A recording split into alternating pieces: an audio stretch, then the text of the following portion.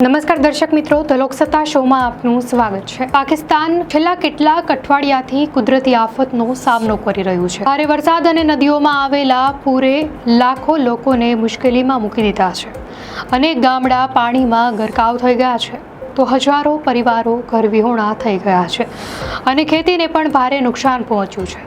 ખાસ કરીને પંજાબ અને ખૈબર પખ્તુનખ્વાના તે વિસ્તારો જ્યાંથી ઘઉં અને ચોખાનું ઉત્પાદન વધુ થાય છે પૂરના પાણીમાં ડૂબી ગયા છે। પરિવહન વ્યવસ્થા પણ ખોરવાઈ ગઈ છે, રસ્તાઓ તૂટી ગયા છે, રેલવે સેવા પણ ખોરવાઈ છે અને અનાજની હેરફેર પણ અટકી ગઈ છે।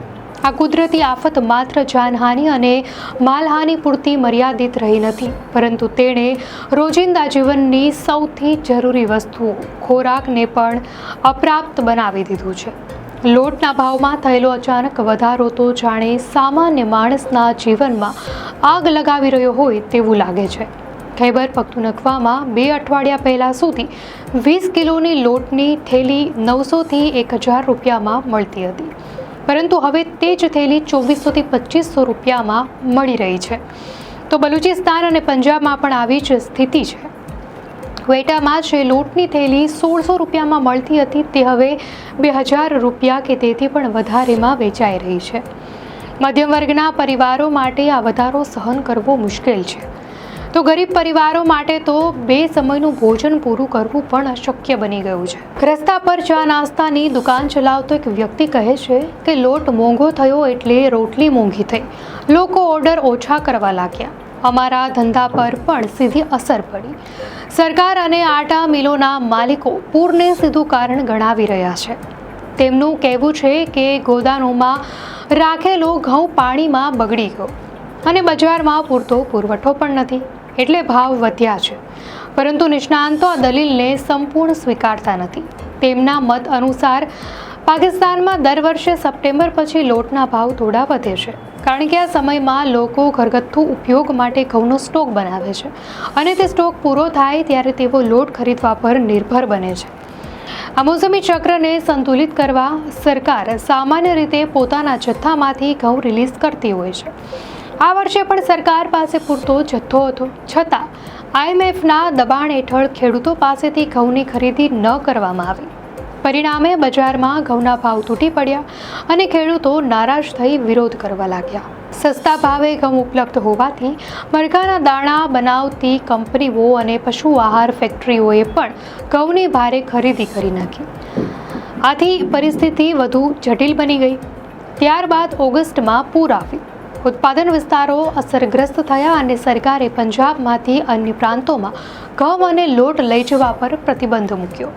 આ નિર્ણયે ખૈબર પખ્તુનખ્વા અને બલુચિસ્તાનમાં અછતની ધારણા ઊભી કરી, જેને કારણે ત્યાં ભાવ હઠાત વધી ગયા। વિશ્લેષકો કહે છે કે આ પરિસ્થિતિનો સૌથી વધુ લાભ સંગ્રહખોરોએ લીધો। થોડા જ અઠવાડિયા પહેલાં જે ઘઉં 2200 રૂપિયામાં મળતા હતા તે હવે 4000 રૂપિયા પ્રતિ મણના ભાવે વેચાઈ રહ્યા છે।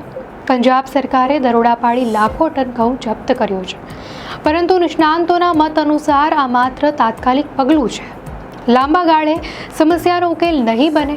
ફ્લોર મિલ એસોસિએશનનું કહેવું છે કે જો સરકાર દર મહિને ઓછામાં ઓછા 5 લાખ ટન ઘઉં બજારમાં મૂકે તો જ ભાવ સ્થિર રહી શકે છે, નહીં તો મોંઘવારી અટકાવી શકાશે નહીં।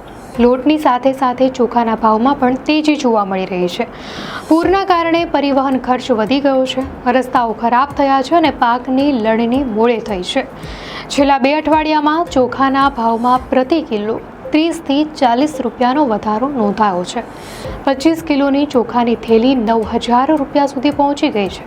તેમ છતાં નિષ્ણાંતો માને છે કે ચોખાના પાકને મોટું નુકસાન થયું નથી, મોટાભાગના ખેતરો બચી ગયા છે, એટલે હાલનો ભાવ વધારો વધારે કરીને અફવાઓ અને ભયનું પરિણામ છે। વેપારીઓ પોતાની મનમાની કરી રહ્યા છે અને સામાન્ય લોકોની મજબૂરીનો લાભ લઈ રહ્યા છે। આ મોંઘવારીનો સીધો પ્રહાર સામાન્ય લોકો પર થઈ રહ્યો છે। રોજગારની અછત વચ્ચે 2 સમયની રોટલી મેળવવી પણ મુશ્કેલ બની ગઈ છે।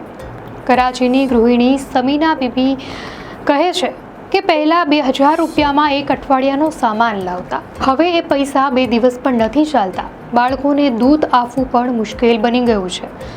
આવાજ માત્ર સમીનાનો નથી, પરંતુ લાખો ગરીબ પરિવારોની પીડાનો પ્રતિધ્વનિ છે. કૃષિ નિષ્ણાંતોનો મત છે કે પૂરનો લાંબા ગાળે ખેતી પર હકારાત્મક પ્રભાવ પણ પડી શકે છે, કારણ કે જમીનમાં નવી ફળદ્રુપતા આવશે અને આવતા સિઝનમાં પાક સારો મળી શકે છે. પરંતુ હાલની તંગી દૂર કરવા માટે સરકારને તાત્કાલિક અને કડક પગલાં લેવાની જરૂર છે. આંતરપ્રાંતીય પરિવહન પરનો પ્રતિબંધ તરત હટાવવો પડશે. સંગ્રહખોરી સામે વધુ કડક કાર્યવાહી પણ કરવી પડશે અને બજારમાં પૂરતો જથ્થો મૂકવો પડશે. ખેડૂતોને યોગ્ય ભાવ મળે તે સુનિશ્ચિત કરવું પડશે, નહીં તો તેઓ આગલા સિઝનમાં ઉત્પાદન ઘટાડશે અને પરિસ્થિતિ વધુ ખરાબ બનશે. આજની પરિસ્થિતિ પાકિસ્તાન માટે એક મોટું ચેતવણી સંકેત છે. કુદરતી આફતને રાજકીય નિષ્ણાંતોને સંગ્રહખોરોના હિતો સાથે જોડાતા સામાન્ય જનજીવન દાવ પર લાગી ગયું. તાત્કાલિક પગલાં લેવામાં નહીં આવે તો લોટ અને ચોખાની વધતી કિંમતો માત્ર મોંઘવારીનો પ્રશ્ન નહીં, પરંતુ ભૂખમરાનો સંકટ બની જશે. દર્શક મિત્રો, આ અંગે આપની શું પ્રતિક્રિયા છે અમને કોમેન્ટમાં ચોક્કસથી જણાવશો. અને જો આપને આ વિડીયો સારો લાગ્યો હોય તો વિડીયોને લાઇક કરો અને ચેનલને સબસ્ક્રાઇબ કરો.